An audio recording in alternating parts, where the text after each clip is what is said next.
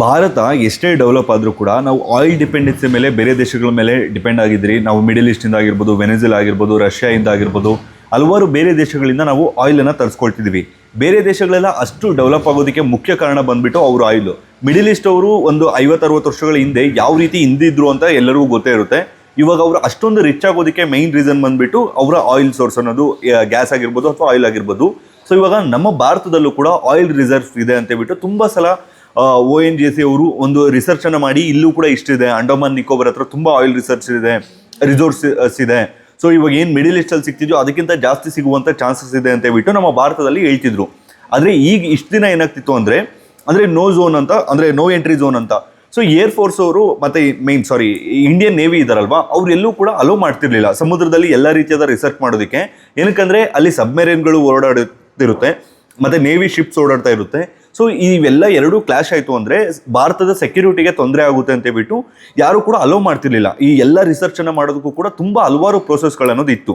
ಆದರೆ ಈಗ ಇನ್ಮುಂದೆ ಏನಾಗಿದೆ ಅಂದರೆ ನಾರ್ಮಲಾಗಿ ನಮ್ಮ ಇಂಡಿಯನ್ ಗೌರ್ಮೆಂಟು ಕ್ಲಿಯರಾಗಿ ಗೊತ್ತಾಗಿದೆ, ಇನ್ನೂ 10-20 ವರ್ಷ ಆದರೂ ಕೂಡ ನಮಗೆ ಫ್ಯೂಲ್ ಅನ್ನೋದು ಬೇಕೇ ಬೇಕು, ಇನ್ನೂ 100 ವರ್ಷ ಆದರೂ ಕೂಡ ಫ್ಯೂಲ್ ಅನ್ನೋದು ಬೇಕೇ ಬೇಕು. ಈಗೀಗ ಇವಿಗೆಲ್ಲ ಶಿಫ್ಟ್ ಆಗ್ತಿದ್ರು ಕೂಡ ನಾನ್ ರಿನ್ಯೂವಬಲ್ ಎನರ್ಜಿಗೆ ಹೋಗ್ತಿದ್ರು ಕೂಡ ಮೇಯ್ನಾಗಿ ಫ್ಯೂಲ್ ಅನ್ನೋದು ಬೇಕೇ ಬೇಕು. ಸೊ ಅದಕ್ಕೆ ಏನು ಮಾಡಿದ್ದಾರೆ ಅಂದರೆ 100 ಬಿಲಿಯನ್ ಅಂದರೆ ಎಷ್ಟಂದರೆ ನಮ್ಮ 8.5 ಲಕ್ಷ ಕೋಟಿ, ನಮ್ಮ ಕರ್ನಾಟಕದ ಒಂದು ವರ್ಷದ ಬಜೆಟ್ಟು 3.5 ಲಕ್ಷದಿಂದ 4 ಲಕ್ಷ ಇರುತ್ತೆ. ನಮ್ಮ ಒಂದು ಸ್ಟೇಟ್ ಬಜೆಟ್ನ 2ರಷ್ಟು ನಾವು ಈ ಆಯಿಲ್ ರಿಸರ್ಚ್ ಅಂದರೆ ಏನು ಕ್ರೂಡ್ ಆಯಿಲ್ನ ತೆಗೆಯೋದಕ್ಕೆ ಪ್ಲಾನ್ ಮಾಡ್ತಿದ್ದಾರೋ ಅದ್ರ ಮೇಲೆ ಇನ್ವೆಸ್ಟ್ ಮಾಡ್ತೀವಿ ಅಂತ ನರೇಂದ್ರ ಮೋದಿ ಅವರು ಅನೌನ್ಸ್ ಮಾಡಿದ್ದಾರೆ. ಅದರಲ್ಲೂ ಕೂಡ ವಿಶ್ವದ ದೊಡ್ಡ ಕಂಪನಿಗಳಾಗಿರುವಂಥ BP ಆಗಿರ್ಬೋದು, ಹಲವಾರು ಆಯಿಲ್ ಕಂಪನಿಗಳನ್ನು ಇನ್ವೈಟ್ ಮಾಡಿದ್ದಾರೆ. ಸೊ ನೀವು ಬನ್ನಿ, ಇಷ್ಟು ದಿನ ಏನು ನೋ ಝೋನ್ ಇತ್ತೋ ಅದನ್ನೆಲ್ಲ ಕೂಡ ಫ್ರೀ ಮಾಡ್ತಿದ್ವಿ, 99% ಫ್ರೀ ಮಾಡ್ತಿದ್ವಿ, ಎಲ್ಲ ಕಡೆ ರಿಸರ್ಚ್ ಮಾಡಿ. ಸೊ ನಿಮ್ಗೆ ಆಯಿಲ್ ಸಿಗ್ತಾ ಅದನ್ನು ನೀವೇ ಮಾರ್ಕೆಟಿಂಗ್ ಮಾಡೋದಕ್ಕೂ ಆಪ್ಷನ್ ಕೊಡ್ತೀವಿ, ಮತ್ತು ನಮಗೂ ಸೇಲ್ ಮಾಡಿ, ಅಂದರೆ ಇವಾಗ ನಮ್ಮ ದೇಶದ ಸಿಕ್ಕಿರೋದಲ್ವಾ, ನಮಗೆ ಕೊಟ್ಟು ನೀವು ಬೇರೆ ಕಡೆ ಕೂಡ ಸೇಲ್ ಮಾಡ್ಕೊಳ್ಳೋ ವ್ಯವಸ್ಥೆಯನ್ನು ಮಾಡ್ಕೊಡ್ತೀವಿ ಅಂತ ಹೇಳ್ಬಿಟ್ಟು ಸರ್ಕಾರದವರು ಒಂದು ಆಫರನ್ನು ಕೊಡ್ತಿದ್ದಾರೆ. ಏಕಾಏಕಿ 100 ಬಿಲಿಯನನ್ನು 2030 ಇನ್ವೆಸ್ಟ್ ಮಾಡ್ತೀವಿ ಅಂತ ಹೇಳಿದ್ದಾರೆ. ಒಂದು ವೇಳೆ ಇದೇನಾದರೂ ಇದಾಯಿತು ಅಂದರೆ ಇವಾಗ ಏನು ಬೇರೆ ದೇಶಗಳಲ್ಲಿ ನಾವು 20 ರೂಪಾಯಿ, 30 ರೂಪಾಯಿ, 40 ರೂಪಾಯಿಗೆ 1 ಲೀಟರ್ ಫ್ಯೂಲ್ ಸಿಗುತ್ತೆ ಅಂತ ನೋಡ್ತೀವೋ ಆ ರೀತಿ ಅಂತೂ ಸಿಗೋದಿಲ್ಲ. ಬಟ್ ನಮ್ಮ ದೇಶದ ಡೆವಲಪ್ಮೆಂಟ್ಗೆ ಇದು ತುಂಬ ಹೆಲ್ಪ್ ಆಗುತ್ತೆ. ಮತ್ತು ಅದ್ರ ಜೊತೆ ರಿಫೈನ್ಮೆಂಟನ್ನು ನಮ್ಮ ದೇಶದಲ್ಲಿ ತುಂಬ ಮಾಡ್ತಿದ್ದೀವಿ.